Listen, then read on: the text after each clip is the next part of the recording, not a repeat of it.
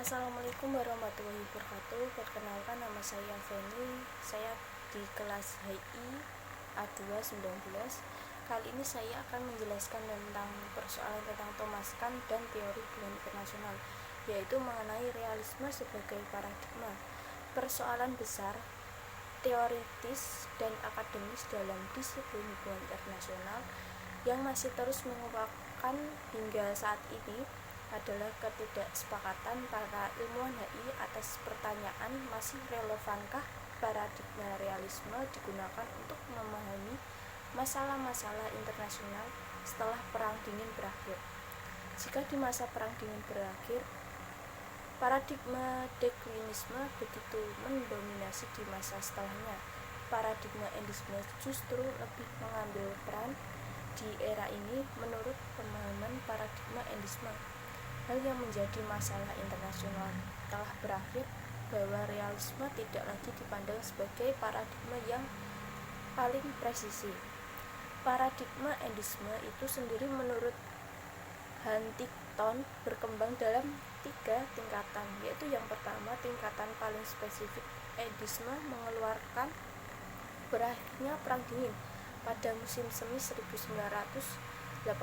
New York Times and International Institute for Strategic Studies, George Kennan dan George Bush menyatakan posisi ini dalam satu dan lain berbentuk.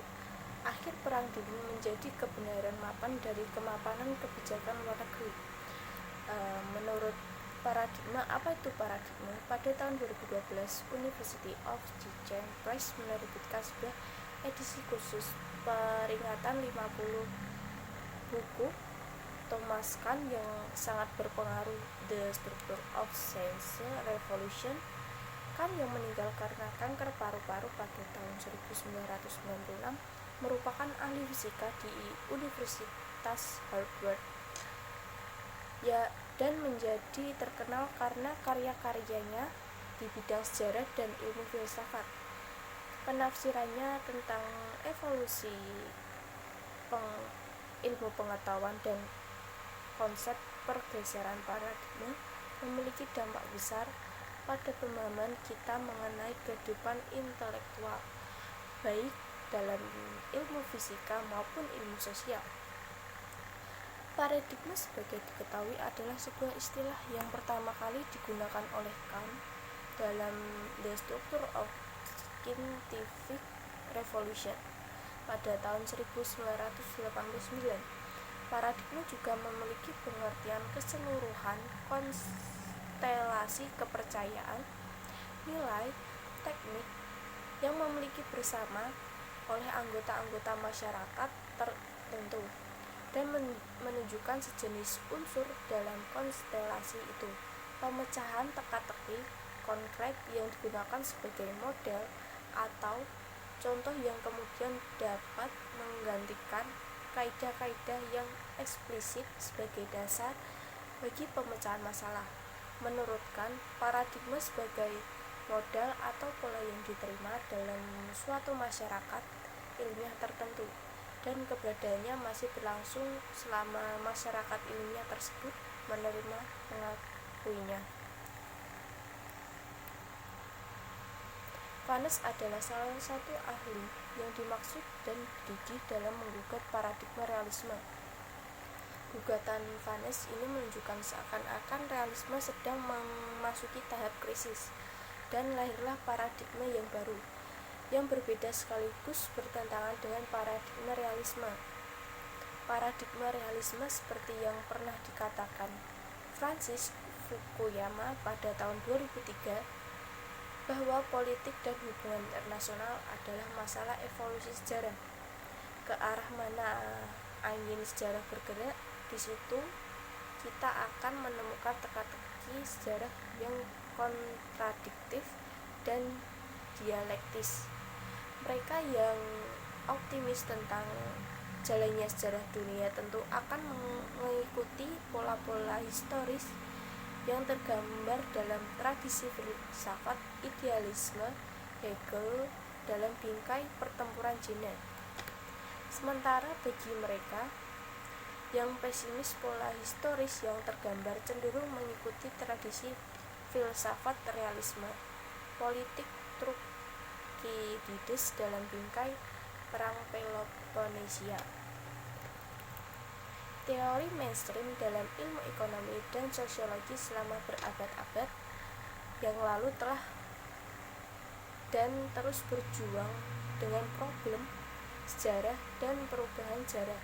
Namun para teoritisi hubungan internasional tradisi filsafat realisme justru berbicara seolah-olah sejarah tidak eksis, misalnya seolah-olah perang dan imperialisme adalah aspek permanen dari cakrawala manusia, sementara seluruh aspek yang lain dari lingkungan sosial manusia seperti agama, keluarga, organisasi, ekonomi, konsep-konsep mengenai legitimasi politik tunduk pada evolusi sejarah. Hubungan internasional justru tidak demikian. Sejarah selalu dianggap selamanya identik dengan diri sendiri, atau yang disebut juga dengan perang adalah abadi. Vanes meyakini paradigma realisme sedang mengalami krisis yang disebabkan oleh semakin banyaknya anomali yang dihadapi dunia pada era kekinian. Negara kini lebih memilih strategi win-win daripada strategi zero sum. Dalam menyelesaikan perselisihan, negara-negara juga saat ini telah menunjukkan keharmonisannya karena mereka saling membutuhkan dan tergantung satu sama lain. Dan paling penting menurut Vanes adalah kegagalan realisme untuk memberikan penjelasan tentang munculnya pendekatan kerjasama keamanan. Ketika Perang Dingin berakhir, kita mendapati bahwa situasi politik internasional tetap berjalan secara anarkis. Prediksi paradigma endisme tentang perdamaian di era pasca Perang Dingin ternyata salah.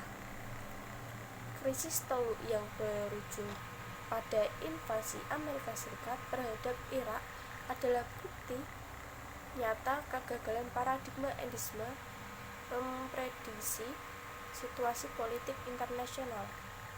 Dengan begitu, dapat dikatakan bahwa berakhirnya Perang Dingin, struktur dapat sistem internasional sebagai besar tidak mengalami perubahan. Negara masih menjadi aktor penting dalam politik internasional dan terus bekerja dalam sistem yang anarkis. Menurut yang saya simpulkan sekarang saat ini berdasarkan uraian yang saya sampaikan, apa yang digugat oleh Vanes tidak lebih hanyalah sebuah retorika akademis belakang, karena Vanes mengabaikan sejumlah contoh kasus yang telah penulis jabarkan, yang artinya walaupun realisme tetap banyak ditentang, bukan berarti pendekatan ini dengan serta-merta menjadi goyah dan tak layak mendapatkan status sebagai paradigma dalam kategori kehunian. Oleh karena itu, mengingat dunia masih bekerja dengan cara realis, Indonesia di era pemerintahan Jokowi dituntut untuk mawas diri dalam merespons isu-isu internasional dan tidak mengulangi kesalahan pemerintahan dalam eranya zaman SBY yang terpenjara oleh doktrin A Million Friends, Zero Enemy. Sekian dari presentasi saya. Mungkin ada kesalahan atau tutur kata yang kurang berkenan dalam presentasi kali ini. Mohon maaf. Sekian dari saya. Wassalamualaikum warahmatullahi wabarakatuh.